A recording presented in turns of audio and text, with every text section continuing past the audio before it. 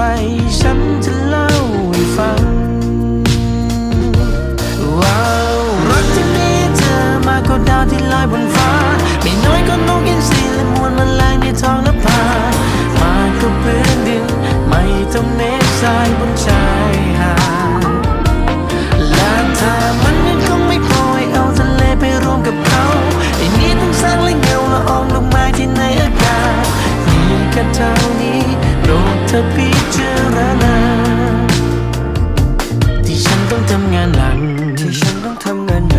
ไม่เคยคิดเลยจะพักผ่อนจะนอนก็ไม่ได้นอนแค่อยากให้เธอนั้นสบาย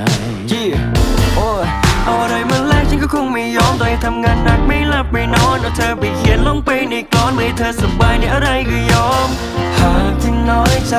ฉันจะเล่า